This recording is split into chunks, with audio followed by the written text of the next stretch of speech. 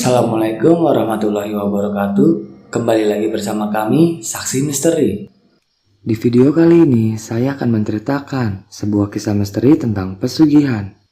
Kisah ini diangkat dari seorang narasumber, yang dimana nama dan tempat sudah kami samarkan, agar menjaga dari hal yang tidak diinginkan di kemudian hari. Kisah ini menceritakan tentang seorang wanita yang melakukan pesugihan tuyul. Tapi sebelum masuk ke ceritanya, jangan lupa ambil posisi yang paling nyaman dan bunyikan tombol lonceng notifikasinya. Dan cerita pun dimulai.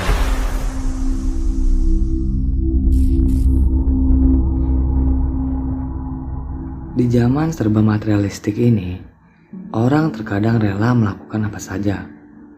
Tak peduli jalan yang ditempuh sesat atau tidak. Yang terpenting baginya adalah bisa hidup kaya, senang, dan mewah.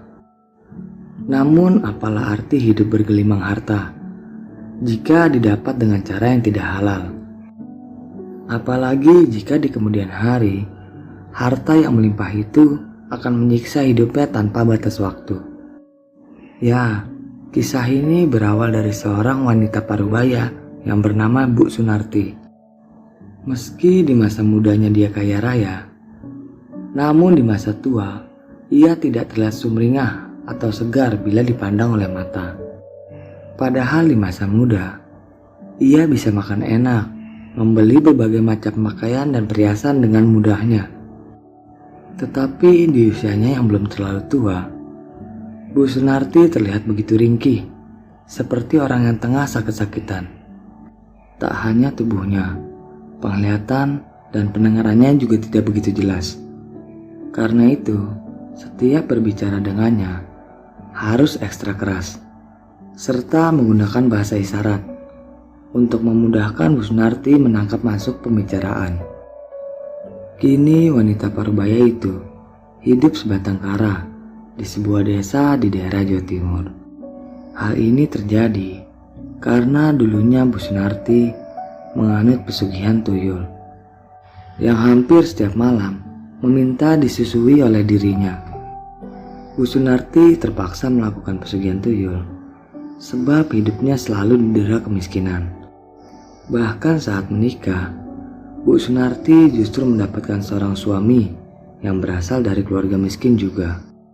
Yang lebih menyakitkan, ternyata suami Bu Sunarti itu pemalas dan hobi main judi. Perihal hobi suaminya itu, Bu Sunarti sering dibuat sakit hati karena jarang diberi uang belanja. Uang hasil kerjanya pun bahkan sering dirampas oleh suaminya. Karena hal itulah, Bu Sunarti nekat mendatangi area pesugihan itu setelah mendengar cerita dari orang-orang bahwa sudah banyak yang berhasil setelah datang ke tempat itu. Bu Sunarti juga mengaku lebih tenang berada di tempat pesugihan itu. Dia seperti menemukan tempat damai di situ. Entah karena pengaruh kekuatan gaib yang ada di situ, atau memang akibat suasana yang banyak pepohonan rindang.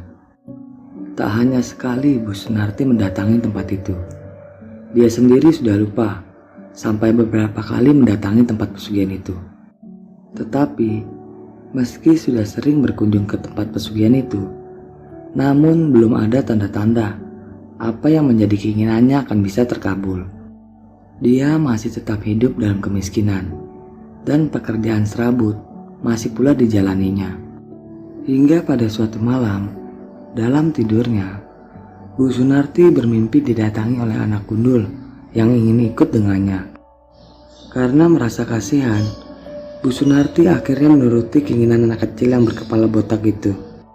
Menurut Bu Sunarti, semua kejadian itu berjalan seperti mimpi.